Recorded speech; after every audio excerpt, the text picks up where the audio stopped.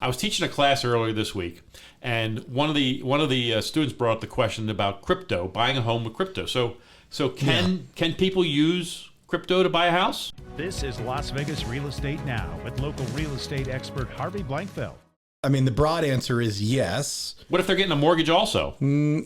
Yes, but now you have layers of stuff to be worried about. Okay.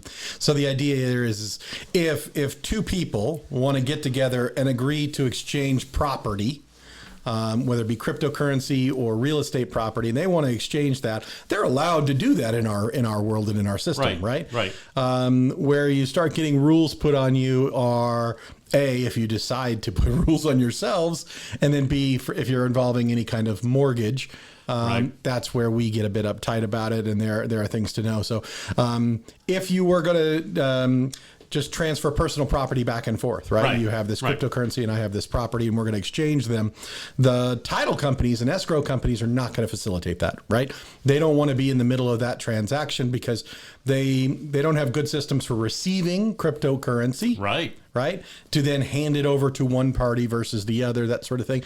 And so you end up having lawyers facilitate those transactions.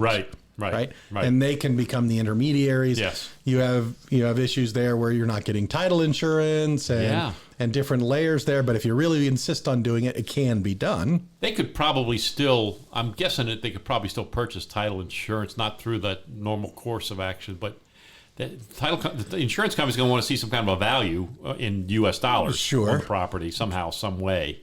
It's like I said, my thought is, hey, if you want to buy my house with 2 cows, you could do that. Yeah, right. It's a barter system. So it really is. I mean, honestly, the currency is not really doesn't have to be U.S. dollars. It doesn't have to be. If both parties agree. In the same way, if you want to exchange euros, you could do euros for that sort of thing, right? You're just not going to use the normal banking system. But the problem is the process. Yes, you're right. Escrow, title and escrow fees. You got lenders. If the lenders involved, you got the agents involved. Will the agents agree to take crypto or some other form of currency for their compensation? Will the state take it? I don't think so. Right. The state's not going to take it for the transfer tax. Yeah. The HOA, they're certainly, if there's an HOA involved, they're like, we like U.S. dollars. We'll just deal with that.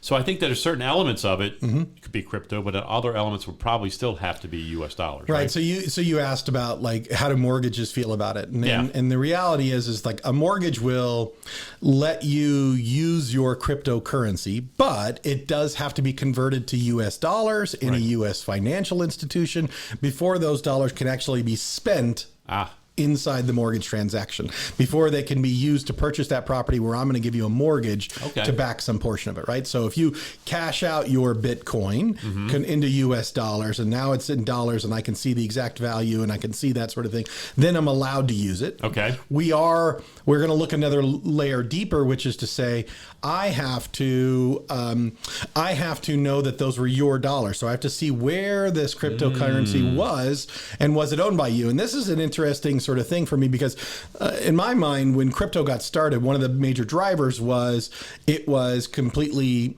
opaque and you couldn't see who actually owned it, right? You could be anonymous and have this cryptocurrency, right? That is the opposite of what the banks and what mortgages want. We have money laundering rules that we have to follow to show that money was your money to give. So seasoned funds. Right. Yes. So the industry has sort of evolved, and now we have these intermediaries, what we call custodians, that can take possession of your cryptocurrency, put it in an account that is in your name, but it's still crypto, but held by them, not by you, as opposed to, let's say in the early days where you would have Bitcoin and it would be on a flash drive that you had in your own possession. Right. It was not like in some vault somewhere. It was just something you could carry around, right? Right. That was anonymous in its way, where I couldn't prove that you own that money or that crypto for a day or a year. I don't know. Right.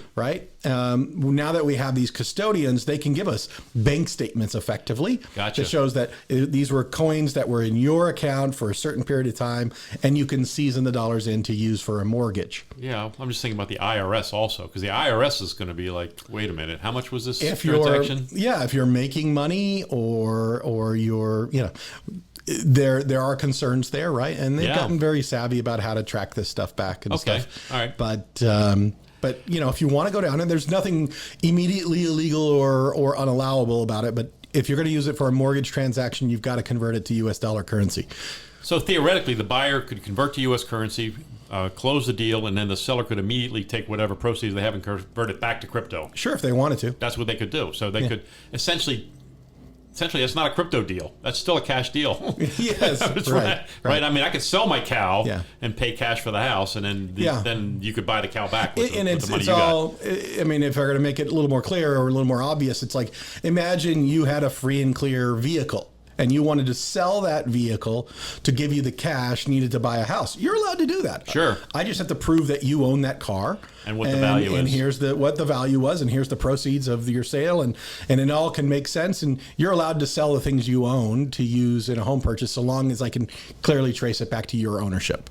Can you use crypto for your earnest money deposit? No. Yeah, I was going to say that's not possible. And once again, we're saying it specifically in the way of, can you put, for example, 2 Bitcoin down to be your earnest money? Not in a mortgage transaction, you can't. Okay. You could convert it to U.S. dollars and put those dollars down, yes. Right. But not the crypto itself. Yeah, interesting. Okay, so in essence, look, as long as the buyer and seller agree, this can be done. Mm-hmm.